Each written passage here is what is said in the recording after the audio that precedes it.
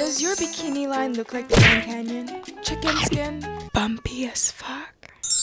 Don't worry, my love. Everyone has been there. I have been there. So let me take you through my tutorial, my go-to guide to make sure that your bikini line, your kitty cat, your bubblegum is as smooth as it can be. The type of girl you wanna chew all of my bubble gum. This coochie crash course was only supposed to be 3 parts, but so many of you guys commented on my shaving tutorial. If you haven't watched it, check it out. Sherry, how do I get rid of razor bumps? Sherry, how do I get rid of ingrown hairs? I hear you, my baddies, my children. And because I, as your baddie mother, always deliver, let me teach you my foolproof method to get that cookie good. I'd also like to say that the shaving tutorial also applies to your armpits. So if you also have problems with ingrown hairs on your armpits, use this tutorial too. First things first, I'm the realist.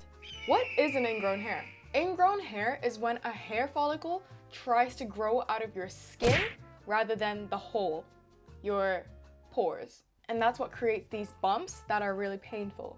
So you might mistake them as pimples, but actually they're ingrown hair. This is your skin, and these are your pores, these holes, right? Usually your hair would come out through these holes to become body hair. But because of something you did before you shaved or after you shaved or anything that could have caused skin irritation, now your hair is trying to grow out of somewhere where there is no hole. And as a famous poet, Sofia Vergara, once said, any hole is a goal. When there is no goal, there is no hole. And when there is no hole, there is no goal. And so that is why you get ingrown hairs that poke out of your skin.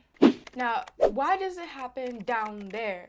Because, you know, I shave my legs all the time, but I never get ingrown hairs on my legs. Your skin down there is much more delicate and thin compared to your leg hair, your arm hair, anything of that sort. So it's much more sensitive and prone to irritation. If you are shaving against the grain using a dull razor, not exfoliating beforehand, irritating your skin too much before shaving, or wearing tight or wet clothes after you shave, all of these can cause ingrown hairs. So think of these as triggers for your skin, and ingrown hairs are your skin throwing a fit, being like, girl, you didn't treat me right, so let me punish you by giving you a painful ingrown hair. So let every ingrown hair be a reminder that you need to treat her with kindness, with delicacy, with patience, and with TLC, tender love and care. Let me take you through my practical routine to prevent ingrown hairs from happening at all. Exfoliation, baby. Exfoliation will be your best friend in preventing ingrown hairs. Because when you exfoliate, you are cleansing your skin of dead skin cells, dirt, grime, whatever that may be on your skin, which makes it a clear path for your hair to grow back in.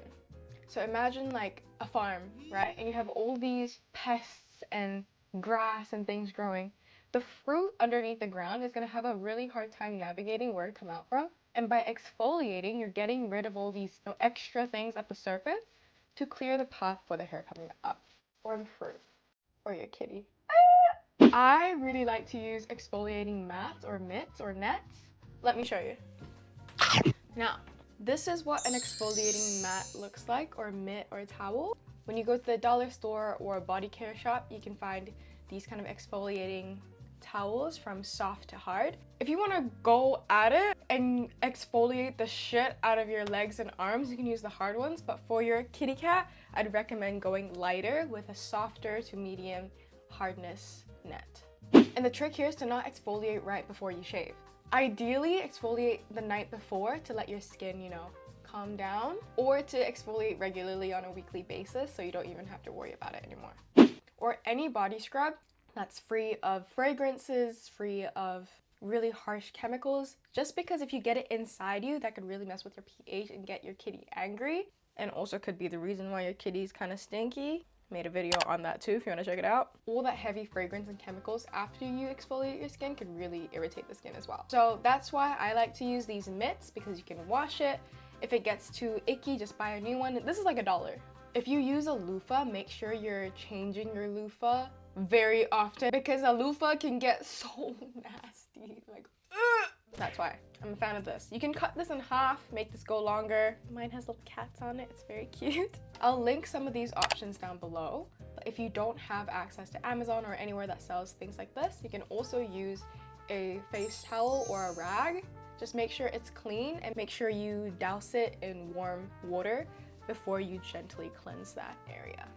And wash it right after, like every use. The night or the day or whatever time of day you choose to exfoliate your coochie, afterwards make sure that you moisturize that area with a very light layer of a neutral oil that doesn't irritate you. Might be coconut oil, jojoba oil, castor oil, whatever works for you. Aloe vera gel or any moisturizer that you use on your face that is very light. You can even go over that area with a warm towel after you apply that moisturizer to calm everything down. Imagine you're doing like a nice facial, but for your kitty cat. Because hydrated skin makes it way easier to shave and way less painful, and also causes less irritation. And that's the tea.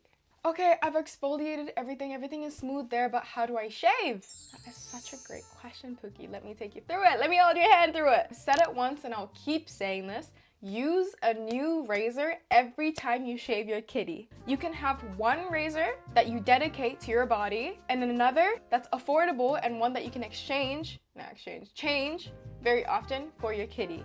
I do not care if it's like a 5-blade alpha male razor and it's super sharp and I can use it 12 times. I don't care. Because you're gonna have skin or hair or water or rust build up in between those blades. And it's inevitable for that to happen. And when you try to shave with that, you're gonna pull at your hair, you're gonna irritate your skin, all of the things that contribute to getting ingrown hair. So I don't wanna hear no complaints about, oh Sherry, I have ingrown hairs, I don't know what to do. If you're using the same razor you use to shave your legs for your kitty, okay? I'm sorry, maybe you deserve it if you don't change your razor.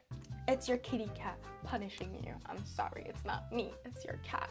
So always use a brand new sharp razor. It doesn't have to be those expensive ones. I've used dollar store razors that work just fine, as long as they're new and sharp and dry. Dull razors are a breeding ground for bacteria that can cause nicks and bumps and infection and irritation, and it's just not a good time, so just avoid it at all costs, okay? Promise me.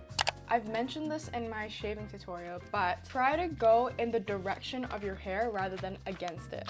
I know it's tempting because it feels like you're getting a closer shave if you go against the grain, but it can really increase the risk of ingrown hair because you're pulling at your hair's natural way of growth.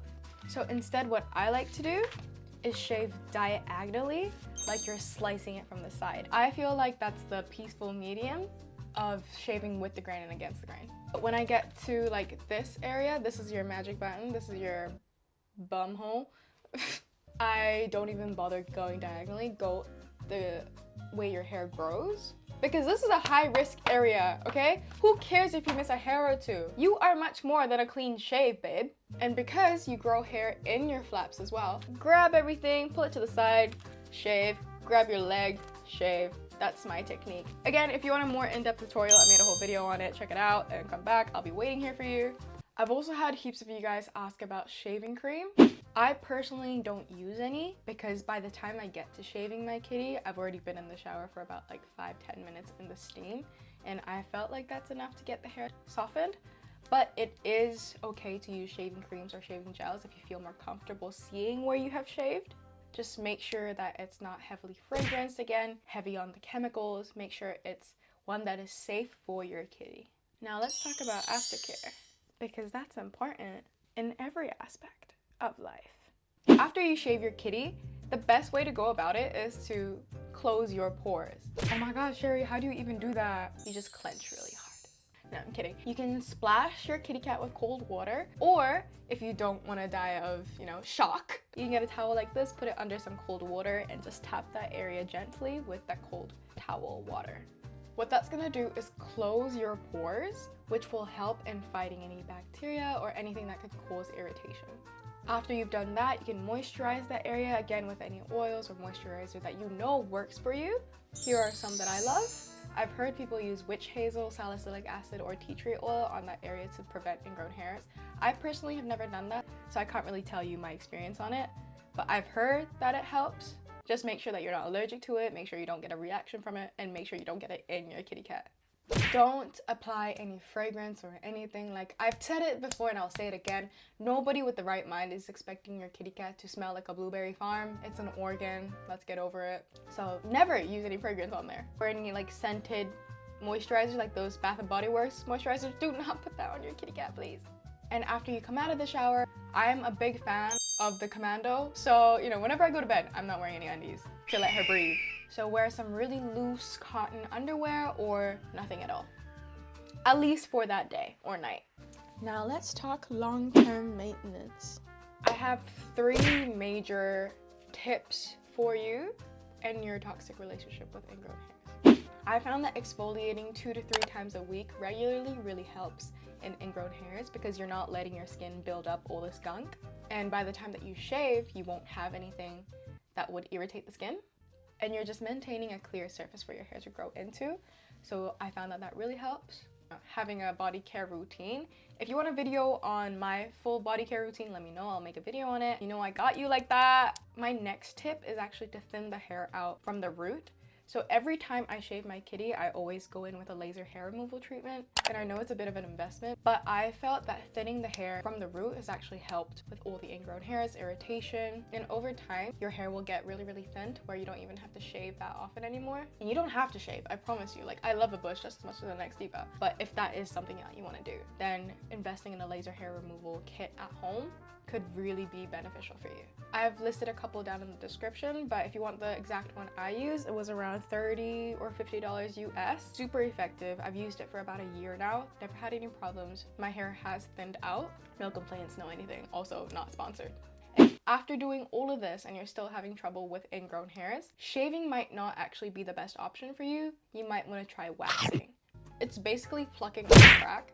So in that split second, you're plucking all of the hairs out of your kitty cat. So you're getting all the hair from the root. And the more you do this, your hair will thin out over time. And because you're not cutting the hair, you're reducing your risk of ingrown hairs by a lot. So if if you've tried everything and you're still getting ingrown hairs, try maybe looking at other options for hair removal. Do whatever works the best for you. Because everybody's hair is different. Not everything's gonna work for everybody. I feel like I've just been talking about kitty cat hygiene this week. This is the most I've ever spoken about my kuchina my whole life. Very proud of it though. And I'm so glad that it's this open discussion for us, because you know, nobody really taught me how to do any of this. So I'm glad that I can share my wisdom with you all. Remember, to prevent ingrown hairs, it's all about prep, shaving technique, and your aftercare. You can actually apply those 3 amendments to other parts of your life too. If you have any questions, leave them down in the comments below, or you can DM me. All my socials are linked down below. As always, I love you guys so much. Thank you for watching. Make sure you like and subscribe and do all those YouTuber things.